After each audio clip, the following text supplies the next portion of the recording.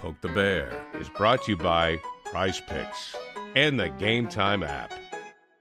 And welcome into Poke the Bear, episode 269, presented by Prize Picks. Go use that promo code CLNS. Get $50 back when you play just $5. And we're presented by Game Time. Go use the promo code CLNS to get $20 off that first purchase. Terms apply. I'm Evan Marinofsky. That's Conor Ryan. Conor, what is up? Evan, I'm doing well. How you doing? Doing great. Late night last night. We're recording this Thursday, so Wednesday. Late game. And I gotta say, I had to be up. I had my own hockey game at 7 a.m. So it's like, oh boy, that's gonna be quite the turnaround. But I think most folks have to get up at that time of day anyway. So my plights are no different than most people's. So today I was just like you, everybody. I was just like you. So yes, exactly. Getting ready for a hockey game. Yeah, exactly. As everybody was. It's funny. The late starts, I don't love. Like we were saying this on Monday. Like I don't hate the 1 p.m. starts. Late starts though, I could probably do without. Like late starts, I'm like, 7 p.m. Like 8 is the latest. You start to get into 9, 10 p.m. It's like, oh man. Like, well, it doesn't help that it was supposed to be a 9:30 game, and then it ends up being at like 9:58. As soon as that, also the Penguins Sabres game went into overtime. I'm like, please have this end early, which thankfully it did. The Sabres, I fear, suck once again. Yeah. Surprising. But yeah, those national broadcasts already end up being much longer anyway. Bad broadcast too. Whether it's like Albert being like way behind on plays, you had Eddie Olczyk losing his mind.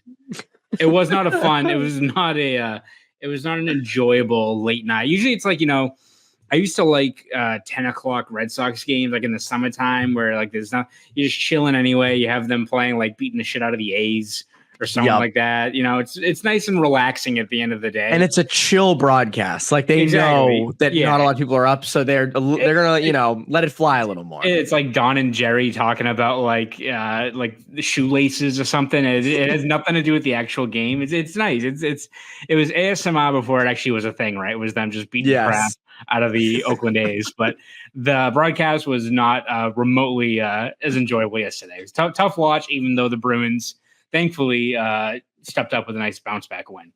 Yeah, Eddie Olczyk, I grew up having him with Doc, so like Doc's iconic. Like, so you kind of always have that.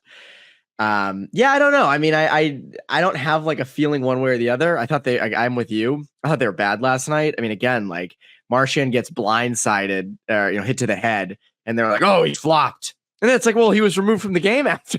Like, it's like, how much flopping did he do? So that was my other thing. And then, I almost tweeted at one point. I think there was a play in front of the Bruins net. I think it was Rantanen choked up on his stick. And Eddie's like, stop it right there. So he's choking up on his stick. It's like, oh, cool. Like everybody's been doing that for a long time. Like Jake DeBrusk was doing that shit a long time ago. Have you seen Jake DeBrusk? He does it. That's like that's what he does on a breakout pass. Yes, exactly. Catching any pass. So I'm with you. I like the TNT crew. Like I like the TNT, intermission and pre and post game and all that. But yeah, those go long. Bruins though, nice win. I know Colorado kind of looked crappy. They have not won a game yet this year. Can you imagine if the Bruins hadn't won a game yet this year? We would be like, just going insane over here. But yeah, I mean, I thought, 5-3 win, you take it. Yeah, exactly. When you look at just the disappointment of that Monday game against Florida, a lot of guys just, I think, stepped up, and it was encouraging to see them, I think, build kind of, again, how they want to play, especially in that, the first period and most of the second. The Bruins really were controlling play. They're really suppressing a lot of shots from a very dangerous Colorado team. Korpisalo is pretty steady early on. And then you just look at guys across the board who are stepping up. Like, we're going to talk obviously about the fourth line, who, that group is arguably the best line in hockey, not just like the Bruins' best line, but they have been monsters so far to start this year. But you have, the power play breaks through. You have Charlie Coyle get on the board, which is really encouraging. Mason Lohrei, I think, has responded really, really well since getting scratched in the home opener. And he's got 4 points in his last four games, right? So he's been 4 and 3, but 4. Okay. Yeah. So he's been really promising, and I think he's kind of stepped up. And then even like you're seeing guys like Hampus Lindholm I think for as much as you look at the overall defense, especially early on, hasn't been where it needs to be in its own zone, protecting the net front, stuff like that. I think it's encouraging to see a guy like Hampus Lindholm be pretty assertive with getting pucks on net, bringing the puck down the ice, and just being more assertive. Is he going to be the 50-point guy he was 2 years ago? Probably not, but I think he's better than what he showed last year. And I think so far, whether it's just the fact that he's near the top of the team in terms of shot attempts, he's rewarded with a goal for putting a puck on net yesterday. I think having a guy like Lindholm be more assertive and buy in already to kind of, I think what the Bruins are trying to preach, which is more offense from the blue line. I think that's also really encouraging to see so far. It's the more offense from the blue line is not just eye test stuff like this. It's statistics. I mean, I mentioned this on Bruins Beat. Lowry, 1 goal, 4 points, 4 games. Lindholm, 1 goal, 3 points. Zadorov, 3 assists. Carlo, 1 goal, 3 points. McAvoy, 2 goals, 3 points. Peak, 2 assists. Like, they're all contributing back there. And the other thing, it was a great way to start the road trip off. And because I texted you this on Wednesday. So they had Colorado Wednesday, Utah Saturday, Nashville on next Tuesday, Dallas at home, Toronto at home. That's a tough stretch. Yeah. And you and I have talked a lot about the future of Jim Montgomery. What happens with him? Do they extend him? What do they end up doing? That's a tough stretch where, like, if they end up, if they come out of it 1-4 or 0-5, what is his status looking like at the end of that trip or heading into November? Now, again, they could lose the next 4, who knows? But I think it's really encouraging to start the trip off, to start really a hard stretch with that 5-3 win. And that starts with this fourth line. Holy crap.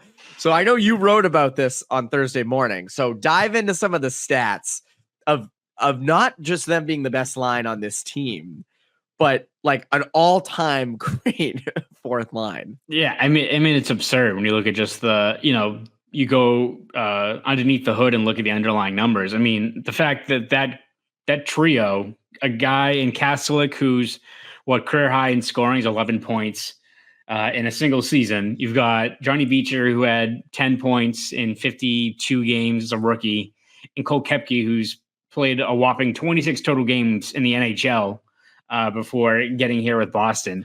The fact that they've played together for just 40 minutes in total, that's all strengths. When you factor in Beecher, obviously gets that empty netter, so that factors in. But 40 minutes, and they've outscored opponents 9-0. That is incredible. That is an absurd number in terms of, and also I think when you factor in is that, like most fourth lines, they're getting a lot of time spent in their own zone. They're not getting favorable, the Pastrnak, Zacha, Elias Lindholm line. They've outscored teams 2-0 at 5-on-5 play, but also I think they've had like 65% of their faceoffs start in the offensive zone. As expected, Jim Montgomery and the Bruins want to get them rolling. You give them a little bit of an easier start. That hasn't been the case for the Kastelik line. I think it's 34% O-zone start. So they're already not getting a lot of, easy minutes to start. They're usually matched up against top 6 opponents, as is usually the case. So even you look at really, really strong fourth lines Bruins have had in the past, you don't really gauge their effectiveness right off of like scoring totals or if they break even. Like I looked at then the Bruins went to the Cup in 18-19. The most common fourth line grouping there was Achari, Wagner, Corrali. Really good fourth line. I think a lot of maybe they're not the Merlot line, but a really, really effective line for what they provided. And they were outscored that trio 14-8. They were on the ice together. The Bruins scored 8 5-on-5 goals.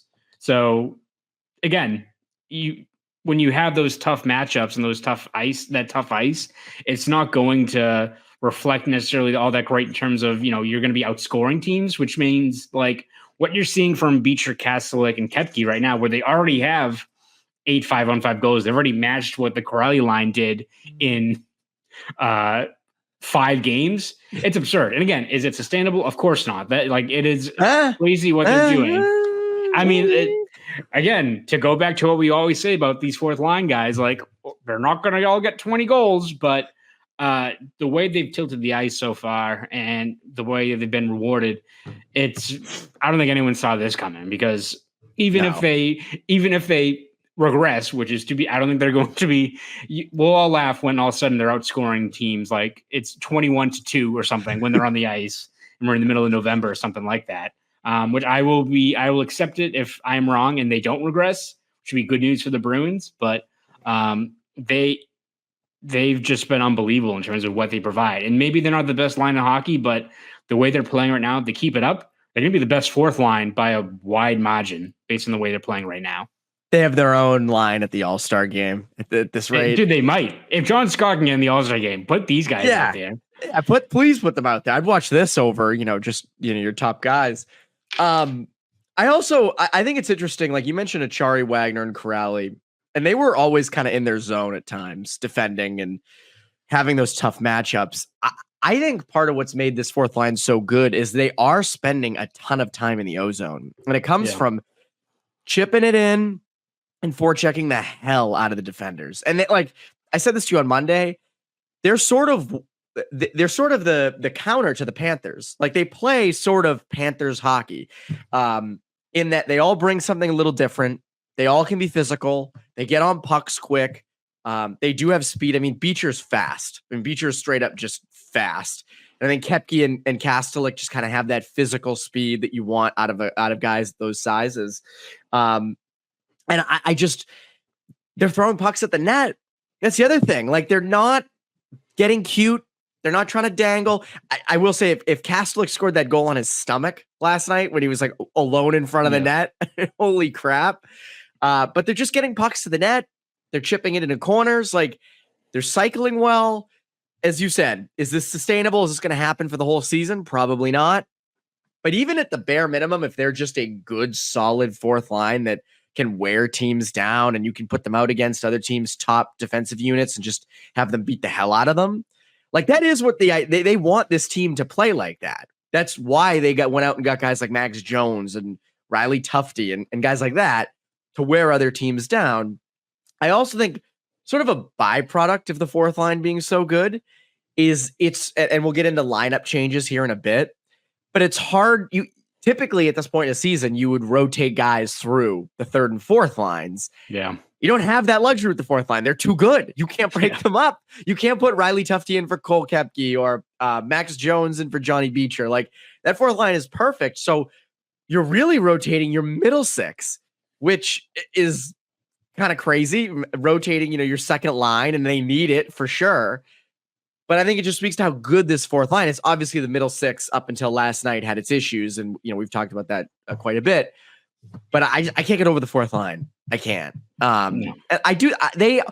The way they all complement each other, though, I do think them staying together for most of the season, at the very least, is sustainable, right?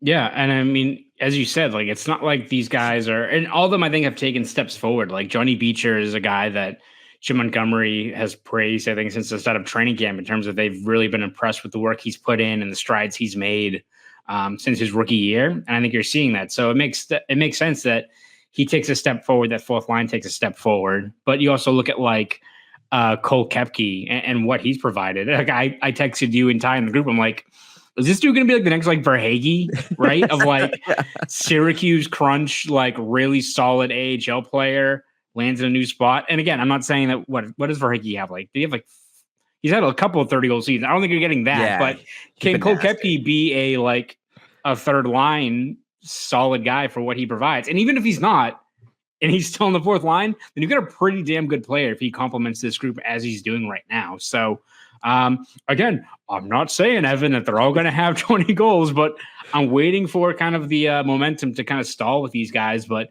if they play the way they're playing right now, and again, they're not reinventing the wheel, they're not, as much as the production, I think, exceed expectations, they're not, what we've seen from them is not something we just haven't seen. Like we know what Johnny Beecher's good at.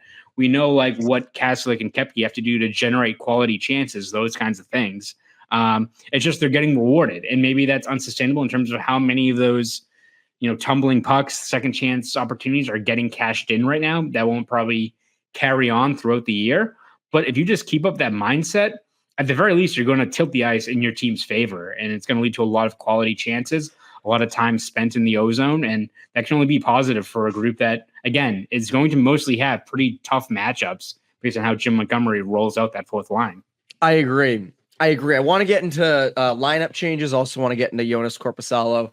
First, a quick word from our friends over at Prize Picks. Fall is finally here. You know what that means. Football season is back. And there's so many ways for you to get in on the action and win up to 100 times your cash on Prize Picks, as you and the world's best players take the game to a new level on the gridiron, ice, court, and much more. Prize Picks is the best way to win real money this football season. Which players are going off? Which ones aren't? Make your picks in less than 60 seconds and turn your sports opinions into real money all season long on Prize Picks. Sign up today and get $50 instantly when you play $5. You don't even need to win to receive the $50 bonus. It's guaranteed. Prize Picks also offers weekly promotions that can lead to big payouts like Taco Tuesday. Every Tuesday, Prize Picks discounts select player projections up to 25% to provide even more value for your lineups. Prize Picks is also the only real money daily fantasy platform with an injury insurance policy so that your lineups stay in play even if one of your players gets injured. If your player leaves in the first half and doesn't return, Prize Picks makes sure that your picks are still live. There's really no shortage of ways to participate in Prize Picks, especially during football season. This week, I'm picking Justin Jefferson for more than 83.5 receiving yards and Patrick Mahomes for less than 267.5 passing yards. It's really that easy. So download the Prize Picks app today and use code CLNS to get $50 instantly after you play your first $5 lineup. That's code CLNS on Prize Picks to get $50 instantly after you play your first $5 lineup. Prize Picks. Run your game. Now, let's get back to the show. So we talked lineup changes, and I think everybody found this interesting going into Wednesday's game when they put Tufte and Jones with Poitras, took Geekie and Brazeau out. Didn't really work. I didn't find that line to be terrific. Tufte took 2 offensive zone penalties, and of course the Avs scored immediately after both. So I would assume he will be watching some games from the 9th floor coming up. What lineup changes are you looking to in the coming games? Yeah, I mean, I definitely think you need to put Geekie and Brazeau back in there. The one thing that I am curious to see, and I don't know if it's going to be an immediate switch, is whether or not you eventually get to a point where, again, I think Poitras had another okay-ish game, but again, when you look at kind of who he was with, they weren't really able to get a lot of momentum. They played like kind of fourth line minutes. And I think maybe that's also a byproduct of, I think Mark Kastelik played 16. Which is incredible. 14. Like, yeah, again, so, they're not the fourth line. Like we call them the fourth line. They're not really the fourth line. So the ice time is kind of a little bit out of whack right now, but I think Poitras is the guy that if he continues to show more of what he provided in that game against the Kings last weekend, I think he's a guy that if you want to put him in a top 6 role down the road, he's someone that's worth taking a look at, whether it's him, Marchand, and like a guy like Brazeau, a guy like Frederick, maybe. Just because I do think that if your third line is a group of like Coyle, Geekie, Frederick, something along that line, I think that's a really, really good third line. Just you're going to need to maybe take a little bit of a leap of faith as to what a guy like Poitras can provide. And again, I think for him, it's one, finding, the right kind of group to play off Poitras' strengths as a playmaker. And I don't know how much you were going to get out of that with Max Jones and Riley Tufte in that game on Wednesday. Also, again, Poitras needs to keep his head up because he keeps on getting rocked with some of these hits. That is pretty concerning. He got smoked. He got smoked in that game on Wednesday. But I do think at the bare minimum, you have to get Geekie and Brazeau going. Geekie obviously has been kind of slow to start the year, and I think you got to kind of put him in the right spot to succeed. But also, I think Brazeau hasn't really been a net negative. He hasn't scored, but he's generating chances. Like, he's a guy that I think it's kind of the same thing as what you're seeing from the fourth line right now, where you look at what Brazeau is good at. If he keeps up what he's doing with these passes around the net and how good he is at retrieving pucks, sooner or later he's going to cash in. Maybe that just means a secondary assist here and there, but I think that's a guy that so far hasn't really shown anything that makes him, that warranted him being out of the lineup, I think. And I think when you look at just how that Poitras line wasn't able to get a lot of traction against Colorado, I think the first step has to be putting Geekie and Brazeau back in the lineup. Yeah, I was surprised at Brazeau. I think, I thought maybe the results weren't there, but there were chances for him in the first 4 games. I understood Geekie You need a day. You need a game to watch. Like, go reset. In terms of lineup changes, I mean, obviously, I think Tufte comes out. I do think they want to see more of Max Jones. You didn't see a lot of him in the preseason because of injury, but I do think they have legitimate expectations for him. Again, in a regular season, a regular year, he would rotate in on the fourth line, but that's not happening because that fourth line is so damn good. You mentioned Poitras, and I think Poitras is interesting because he's 20. So, and he's not a big guy. So he is going to get rocked from time to time. And that is scary because I think every game you're going to see him, whether it's a huge hit or just constant, just getting nailed against the glass. It's unfortunate. But I also think people have to kind of be okay with him being a little inconsistent because he's, this should be his first full NHL season. Like, you're going to have some nights where you don't notice him. We said this last year when he was in. Like, he lit the world on fire at the start and then cooled off a little. And it's like, well, that's what you expect out of a 20-year-old. They started him in camp at right wing. And I would be curious because I would rather him down the middle. You develop Poitras as a center. I completely agree. But to kind of jumpstart Coyle and Marchand on that right side, I wonder if that's something they go to. And then your third line is Frederic, Geekie, and Brazeau. I like the idea of Brazeau, again, like maybe Poitras, Brazeau, and Marchand, but Coyle showed you too much last year to move him back to the third line, I think. I agree with you. Obviously, the team's better with him as a third liner, but I don't know if you can sacrifice that on the second line. So to me, I want them to try Marchand, Coyle, Poitras, and see if that works. And then to go with the third line I just mentioned. So I think Poitras kind of the X factor moving up. I know a lot of people want Lysell to come up and to get a shot up there. I have not watched the Providence Bruins yet, but from everything that I've read or seen from down there, it doesn't sound like he's lighting the world on fire either. So I don't know how close they would be to doing that. I think Poitras probably your best bet. I don't think rolling Geekie, Coyle, and Marchand back out there is what is going to generate the most offense. Because again, that second line needs to generate 5-on-5 offense. They can shut down lines for sure, but that is still part of your top six. They do need to score. On defense, I think things are fine. They kind of keep shuffling the D pairs. We expected that. First line's the first line. I really think it's just the middle six that is going to just keep getting shuffled around, and that's okay. I want to get into Korpisalo. We'll talk a little goaltending, but first, quick words from our friends over at Game Time. Rejoice, sports fans, because basketball season is finally back. And if you're a Celtics fan and want to watch the defending champs on the parquet floor, you got to go with Game Time tickets. There's nothing better than posting up with your buddies at the Garden for a Celtics game, escaping the cold weather, knocking back a few beers, and cheering with the crowd over every Jaylen Brown slam and Jason Tatum three-pointer. And with the new Celtics season upon us, now is your time to see this stacked roster in action, and Game Time tickets will get you the best seats at the best prices to get you into the Garden. With killer last-minute deals, all-in prices, views from your seat, and the lowest price guarantee, Game Time takes the guesswork out of buying NBA tickets. Want to see the Celtics take on Steve Kerr and the Warriors in November? How about a Christmas Day game against the 76ers? Game Time Tickets has you covered. Game Time Tickets app makes it easy to sort through which specific game, concert, or other event you want to attend and shows you the best spots available to take in the action. Game Time has a new feature called Game Time Picks that makes getting tickets to see your favorite teams play live even easier. Game Time Picks filters out the fluff to show you only incredible deals on great seats so you don't have to waste time searching through thousands of tickets.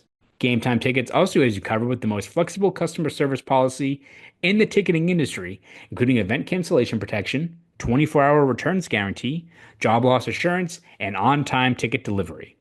So what are you waiting for? Take the guesswork out of buying basketball tickets with Game Time. Download the Game Time app, create an account, and use code CLNS for $20 off your first purchase. Terms apply. Again, create an account and redeem code CLNS for $20 off your first purchase. Download Game Time today. What time is it? Game time. Now, let's get back to the show. So Joonas Korpisalo got the start on Wednesday night. First start since opening night against Florida. Swayman gets the night off. I thought he was fine. I thought he did the job. You needed him to get a win. He got a win. Wasn't pretty. Didn't see a ton of rubber until the end. I still think he's a little shaky. from my eye, I'm not a goalie guy. I'm not one of those, I'm not a goalie expert. I wasn't a goalie, so I can't be like, his angles and everything like that. I don't know. There's times that he does look a little shaky, though. Yeah. No, I mean, I think you look at the matchup, right? Going into that one where he hasn't played in, over a week, you look at just how high-powered Colorado's offense is and, what Korpisalo is looking to build in his game. That's a matchup going into it. You're like, let's see what happens. Like it's kind of a tough spot. Smashing the over. Yeah. So Korpisalo's first 2 games with the Bruins again have been both on the road against Florida and Colorado. Like not just like that's a Stanley Cup matchup. Yeah. Not really a good, easy way to ease him into these reps. But yeah, as you said, I think he was solid. Didn't face a lot of shots, made some quality saves early on. I mean, that could have been very much a here we go again kind of sequence where if the Bruins, who are already kind of reeling off of that loss on Monday, give up that kind of mini breakaway chance to Miles Wood early in that game. I literally thought that was like McKinnon because I just saw like 20 and I was like, who the shit is this guy? And I was like, oh, it's Miles shocked. Wood. Miles Wood, and he burned. Was it Lindholm and McAvoy? Yeah. It was like literally went right by him. So, but that is, again, you look at timely saves, and that was one right there you desperately needed in that moment. So again, like wasn't perfect. I think that last goal, I believe from Renton, was one where you're like, not great there. But I think when you look at just what you're expecting out of Korpisalo, and 2, I think the natural expectation when it comes to a guy that the Bruins are trying to build his game back up, I think you're expecting some of these growing pains. Not to say like you have to expect this guy's going to be letting up 3 or 4 goals a game, but as he tries to find his footing, and you factor in the opponent, the quality competition he's been up against, I think you'll take it right now. Right now, you're relying on your fourth line and these guys to keep you afloat, and you're allowing Korpisalo to settle in and kind of build some momentum. So I think as the year goes on, hopefully you carve out maybe matchups against teams that maybe aren't as imposing offensively, but I think for what it was, and for what you're trying to build and what you're trying to draw out of Korpisalo's game, you'll take it. It wasn't a disaster. It wasn't like I think what people were worried it was going to be when you look at what he did last year in Ottawa. It's not perfect. He has plenty of stuff to keep on working on, but that's why they have Bob Ascenz and these guys working on, trying to get his game back in order. So all things considered, I think a step in the right direction, which if you're the Bruins, you'll definitely take right now. Yeah, you need him to do basically what he just did. Come in after 3 starts for Swayman, come in, do an admirable job, and that's that. Like, you don't need him to be the starter. You don't need him to it'd be nice if he kind of lit the world on fire as the backup, but that is what, you just, I think baby steps at the start of just come in every 3-4 games and perform well. Like, give us a chance to win. I think that's, give the Bruins a chance to win. I think that's the biggest thing that he can provide. And again, I assume they'll go back to Swayman for Utah on Saturday night, which should be interesting. Utah, doing well. Interesting. Little team they got out there. The little team they got out there. Yeah. Dylan Gunther is probably on pace for like 90 goals. So yeah, he still wouldn't be an upgrade on the Bruins' fourth line though. People forget. That's true. Exactly. Not quite. Speaking of upgrades, little news dropped on Thursday morning. Celtics had kind of tweeted it out already, but we won't talk about that. New jerseys, alternates, Centennial. It has the first game I think they ever played stitched on the inside. I love them. What do you think? Yeah, nice, clean design. I like the kind of Centennial crest. I like the B. It's kind of very similar, or has kind of elements from the Centennial season sweaters from last year. And I do like kind of the late 70s, 80s kind of design, harkening back to that. It's simple, but the colors are slightly different. It's a kind of a fresh look.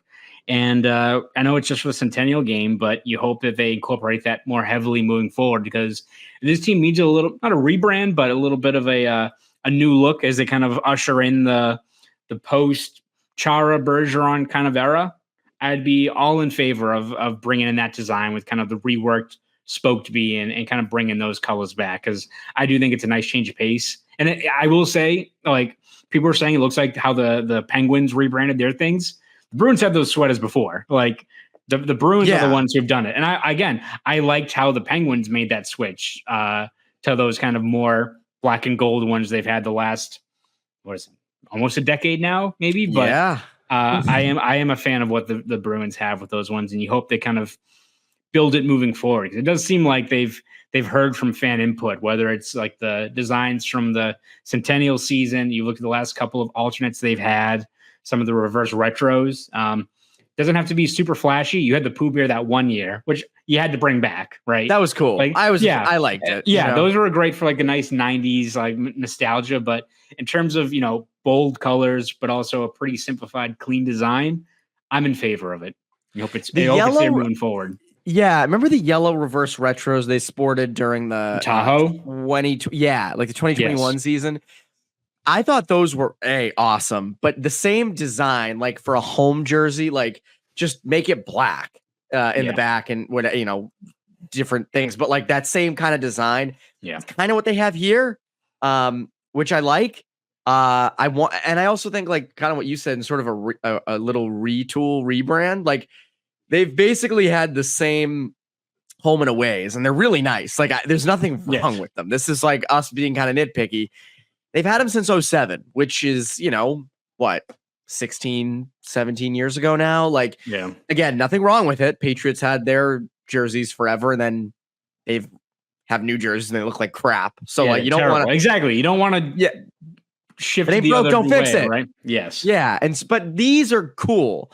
And so my thing is like, if they make this an alternate and wear it every now and again, and as the season gets going, they wear it a little more and more. I wonder if next season, the season after, if they stick with this and then maybe say, hey, you know what, we're going to make it the permanent homes. I also wonder, because this is for the Centennial game, if they do it like a variation of this for future seasons as either an alternate or as the permanent home jersey. Because like, again, and I said this to Joe Paharillis on Bruins Beat, like in 2050, we'll be saying to our kids when the Bruins have an alternate that looks like their current homes, like, man, I remember watching them when they used to wear those jerseys. I remember the first Poke the Bear we did.